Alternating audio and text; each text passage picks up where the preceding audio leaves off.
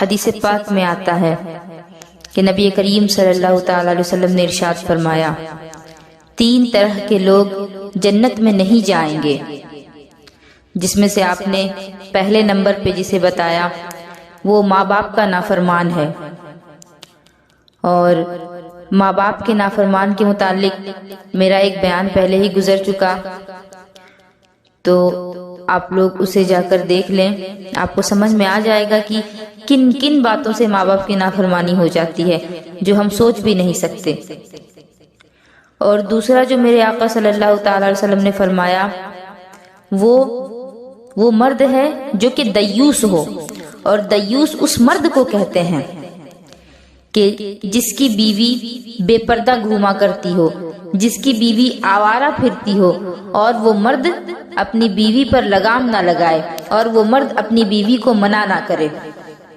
اس پر میرے آقا صلی اللہ تعالی علیہ وسلم فرماتے ہیں کہ وہ مرد دیوس ہے جس کی بیوی غیر مردوں کے پاس جایا کرتی ہو، غیروں سے موبائل پہ بات کر رہی ہو۔ آج کل کی عورتیں کئی بچوں کی اماں ہو گئی ہیں لیکن ان کا موبائل نہیں چھوٹا، اور بعض نوجوان مرد بھی ایسے ہیں کہ بیوی گھر میں ہے بیچاری اور دوسری لڑکیوں کے ساتھ بات کر رہے ہیں۔ خدا کے واسطے، اللہ اور رسول کے واسطے، اور میرا یہ اشارہ آپ سمجھیں اور مجھے زیادہ بولنے پر مجبور نہ کریں، پچھلی زندگی سے اپنی توبہ کر لیں، اور جو دوسرے کی بیٹی بیاہ کر گھر لے کر کے آئے ہیں، بیوی بنا کر کے لائے ہیں، اس کے ساتھ اپنا وقت گزاریں، اس کے ساتھ پیار اور محبت سے زندگی گزاریں۔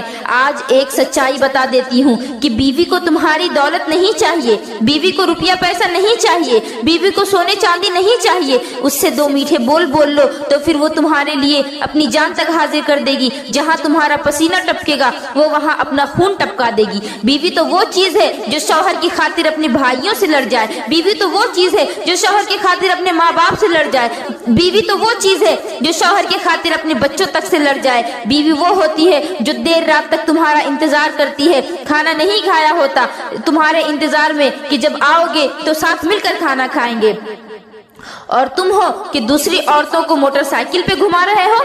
اور بعض عورتیں بھی اتنی بدتمیز ہیں کہ کئی بچوں کی اماں ہو گئی ہیں لیکن غیر مردوں کو اپنی جھولیوں میں بٹھا رہی ہیں، اور اس مرد کی بیوی گھر میں کڑ رہی ہے اور وہ پریشان ہے، لیکن وہ مرد اس دوسری عورت کے ساتھ رنگریلیاں منا رہا ہے۔ روپیے نے، لوگوں کے اس رویے نے سماج میں آگ لگا دی ہے۔ بعض بہن بیٹی بہت پریشان ہیں، کہہ نہیں پا رہی ہیں، باپ کی عزت کی وجہ سے، باپ کی عزت کا سوال ہے، اور بعض مرد بھی بہت زیادہ پریشان ہیں۔ پہلے کسی سے بات کر رہی تھی، تیرے باپ نے تیری شادی کر دی، اب تو سدھر جا، ذرا سا موقع کیا ملا، شوہر گھر سے کیا گیا، کام پر نکلا، تم نے اپنا کام شروع کر دیا۔ اب بتاؤ، مرد نے 2-4 SMS اگر پڑھ لیے تو کیا اس کا من لگے گا؟ کیا تمہارے شوہر کا من لگے گا کہ وہ باہر جا کر کمائے؟ کیا تمہارا شوہر تمہیں چھوڑ کر گھر سے باہر جائے گا؟ بیچارہ شوہر کمانے کے لیے ملک سے باہر چلا گیا، ادھر دوسرے کے ساتھ چکر چل رہے ہیں، ویڈیو کالنگ پر باتیں ہو رہی ہیں، دوسروں کے ساتھ پکڑی جا رہی ہیں، وہ ادھر ملک سے باہر کمانے کے لیے گیا ہے، بیچارہ اپنی زندگی تباہ کر رہا ہے اس کی وجہ سے کہ تم سدھرو گی، کہ تمہاری زندگی اچھی گزرے گی، تمہارے لیے وہ تکلیفیں کاٹ رہا ہے، مصیبتیں جھیل رہا ہے، اور تم ہو کہ اس کی غیر موجودگی میں دوسرے مردوں کے ساتھ رابطہ کر رہی ہو، اور یہ ادھر غیروں کے ساتھ لگی ہوئی ہے۔ ڈوب کر مر جانا چاہیے ایسی عورتوں کو اور ایسے مردوں کو بھی جو کہ اپنی بیویوں کو گھر پر چھوڑ کر دوسری عورتوں کے ساتھ گھوما کرتے ہیں۔ لا حول ولا قوت الا باللہ العلی العظیم۔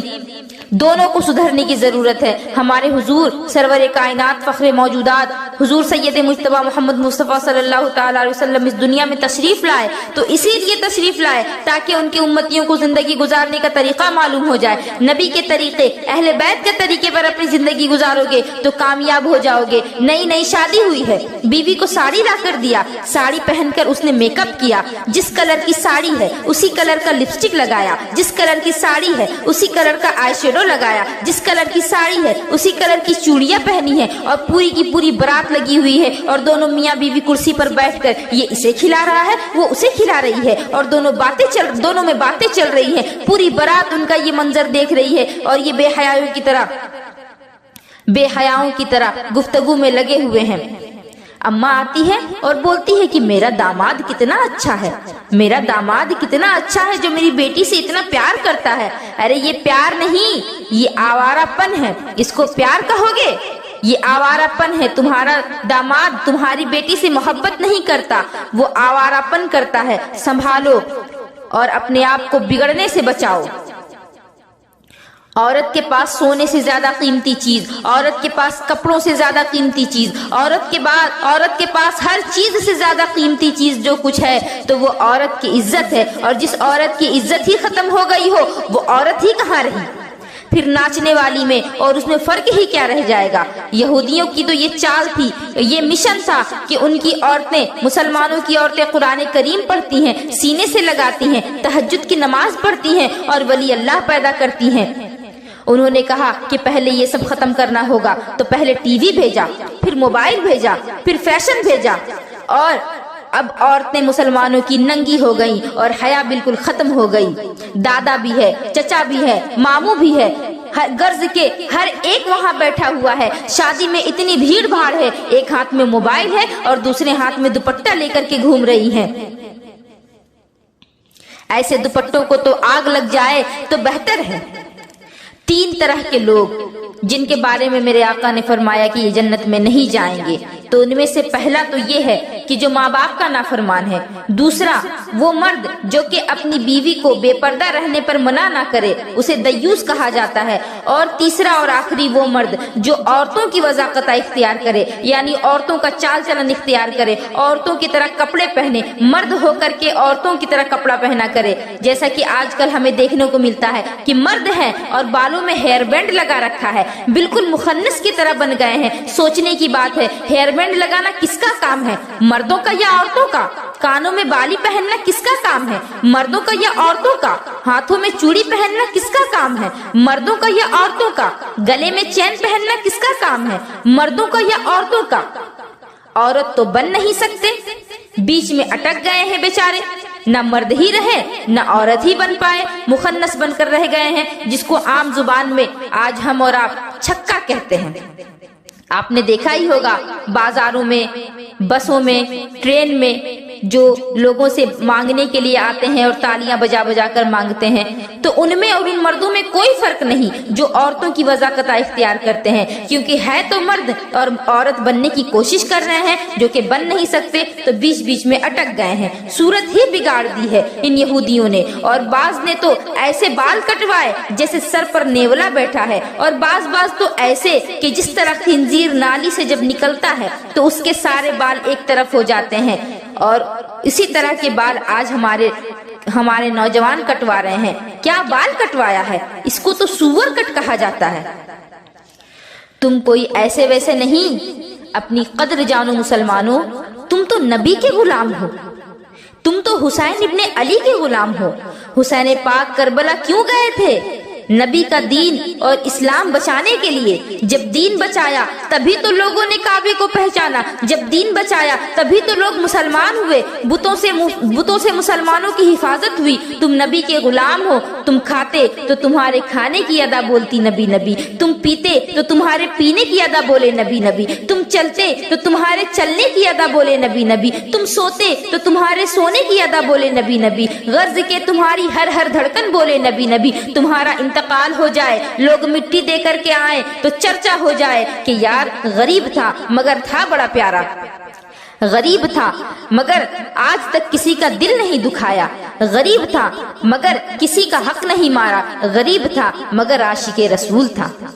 आज मुझसे वादा करें कि माँ बाप की इज्जत करेंगे, क्योंकि हदीस पाक में आता है कि एक शख्स की नेकियां इतनी होगी, कयामत के दिन जब वो अपनी नेकियों को देखेगा तो वो बड़ा ही खुश होगा, खुशी से फूले ना समाता होगा कि मेरी नेकियां तो इतनी ज्यादा हैं, मुझे अब जन्नत में ही जाना है, मुझे जन्नत में जाने से अब कोई नहीं रोक सकता। लेकिन तभी हुक्म इलाही होगा कि तोलने का अभी एक पहलू बाकी है, और तभी मीज़ान अमल पर एक छोटा सा पुर्जा आकर गिरेगा, कागज का टुकड़ा आकर गिरेगा, और वो कागज का टुकड़ा जैसे ही मीज़ान पर गिरेगा उसकी नेकियों को हल्का कर देगा और वो कागज का टुकड़ा भारी हो जाएगा।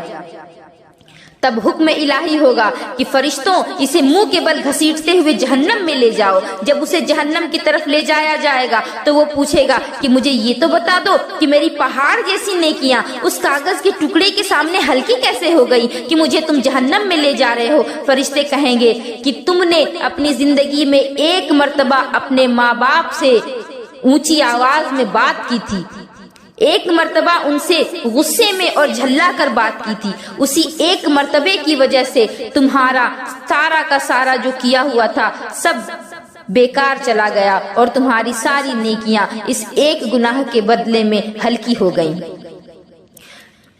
ماں باپ کی عزت کریں، کیونکہ قرآن کریم میں اللہ تبارک و تعالیٰ نے بار بار ہمیں حکم دیا ہے کہ ماں باپ کی عزت کرو، اللہ کی عبادت کرو، اور جہاں جہاں اللہ نے اپنے عبادت کا حکم دیا، اپنے آپ کا اپنے رب ہونے کا اقرار کیا، وہاں وہاں اللہ رب العزت نے ماں باپ کے ساتھ حسن سلوک کرنے کا بھی حکم دیا ہے۔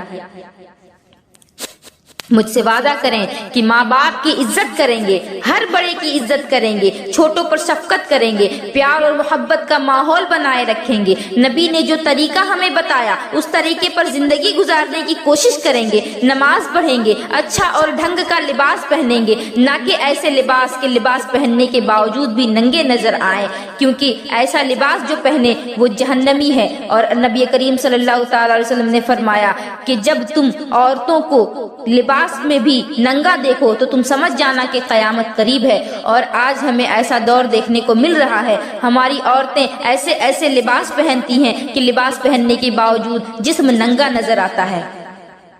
مجھ سے وعدہ کریں کہ کسی کی بہن کسی کی بیٹی کو نہیں چھیڑیں گے، کسی کی بہن بیٹی کو نہیں تکیں گے، دنیا والوں کو دکھا دیں اور دنیا والوں کو بتا دیں کہ نبی کا غلام ہوتا کیسا ہے، جس پر علامہ اقبال نے کہا کہ دشت تو دشت ہے دریا بھی نہ چھوڑے ہم نے، دشت تو دشت ہے دریا بھی نہ چھوڑے ہم نے، اور بحر ظلمات میں دوڑا دیے گھوڑے ہم نے۔ میں اپنی بات کو اب یہیں پر ختم کرتی ہوں، اس امید کے ساتھ اللہ رب العزت ہمیں عمل کرنے کی توفیق عطا فرمائے۔ وما علینا الا البلاغ۔ السلام علیکم ورحمۃ اللہ وبرکاتہ۔